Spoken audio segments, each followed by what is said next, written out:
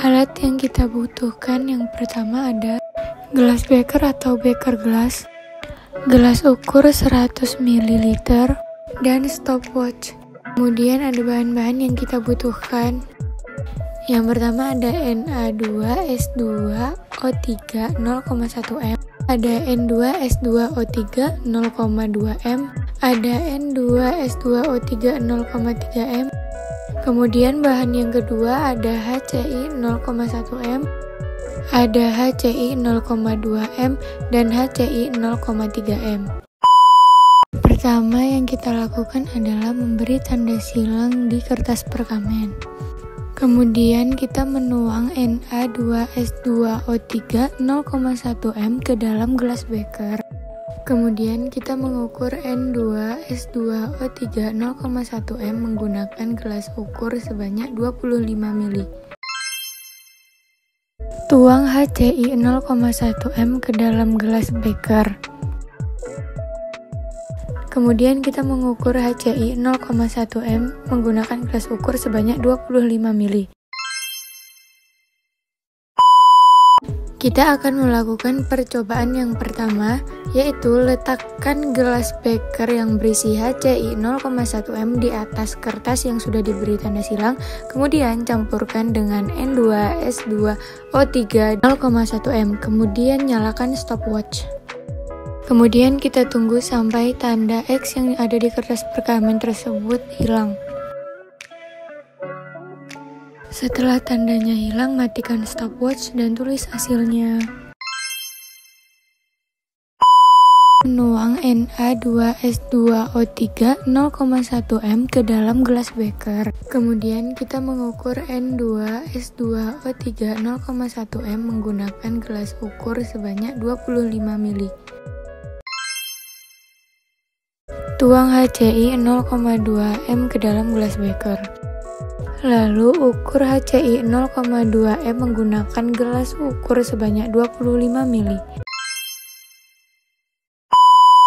Percobaan yang kedua, letakkan gelas beker yang berisi N2S2O3 0,1 m di atas kertas yang sudah diberi tanda silang, kemudian campurkan dengan HCI 0,2 m sambil menyalakan stopwatch. Kemudian kita tunggu sampai tanda X yang ada di kertas perkamen tersebut hilang.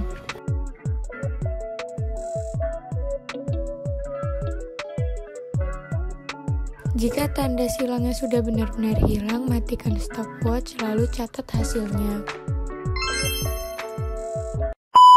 Menuang Na2S2O3 0,1 m ke dalam gelas beker. Kemudian kita mengukur N2S2O3 0,1 m menggunakan gelas ukur sebanyak 25 ml. Tuang HCI 0,3 m ke dalam gelas beker, lalu mengukur HCI 0,3 m menggunakan gelas ukur sebanyak 25 ml. Percobaan yang ketiga, letakkan gelas beker yang berisi N2S2O3 0,1 m di atas kertas yang sudah diberi tanda silang. Kemudian campurkan dengan HCI 0,3 m sambil menyalakan stopwatch. Kemudian kita tunggu sampai tanda X yang ada di kertas perkamen tersebut hilang.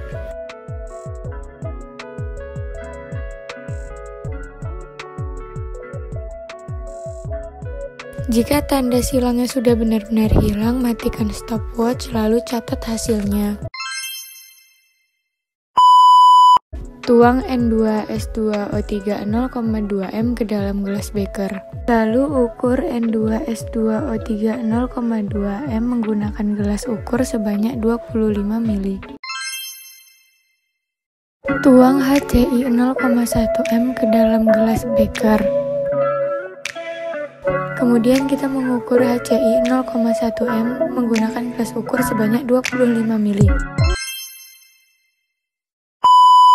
Cobaan yang keempat, letakkan gelas beker yang berisi N2S2O3 0,2 m di atas kertas yang sudah diberi tanda silang.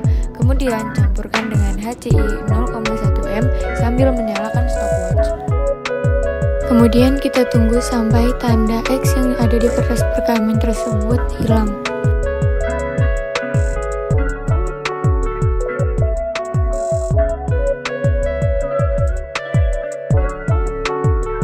Jika tanda silangnya sudah benar-benar hilang, matikan stopwatch lalu catat hasilnya.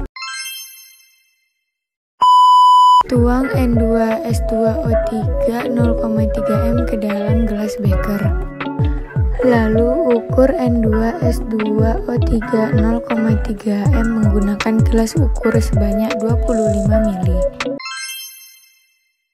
Tuang HCI 0,1 m ke dalam gelas beker. Kemudian kita mengukur HCI 0,1 m menggunakan gelas ukur sebanyak 25 ml. Percobaan yang kelima, letakkan gelas beker yang berisi HCI 0,1 m di atas kertas yang sudah diberi tanda silang. Kemudian campurkan dengan N2S2O3 0,3 m sambil menyalakan stopwatch. Kemudian kita tunggu sampai tanda X yang ada di kertas perekaman tersebut hilang. Jika tanda silangnya sudah benar-benar hilang, matikan stopwatch lalu catat hasilnya.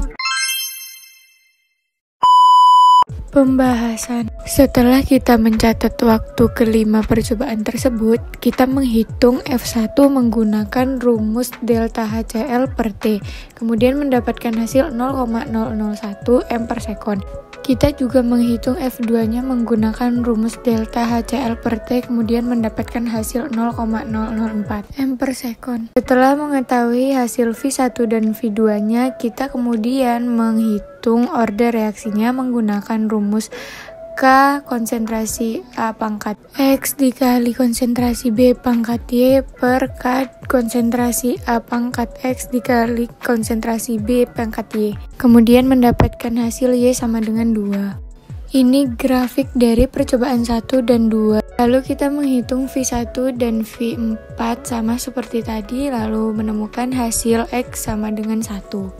Ini grafik dari percobaan 1 dan 4. Kesimpulan order reaksi menggambarkan bagaimana konsentrasi reaktan mempengaruhi laju reaksi.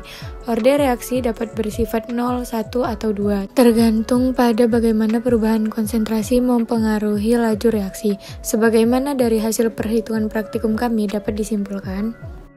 1. Orde 0, laju reaksi tidak tergantung pada konsentrasi reaktan. 2. Orde 1, laju reaksi berkaitan secara langsung dengan konsentrasi reaktan. 3. Orde 2, laju reaksi berkaitan dengan kuadrat konsentrasi reaktan. Untuk menentukan order reaksi dapat dilakukan dengan mengamati bagaimana perubahan konsentrasi reaktan memengaruhi laju reaksi dalam suatu eksperimen. Keseluruhan order reaksi diperoleh dengan menjumlahkan order reaksi terhadap masing-masing reaktan.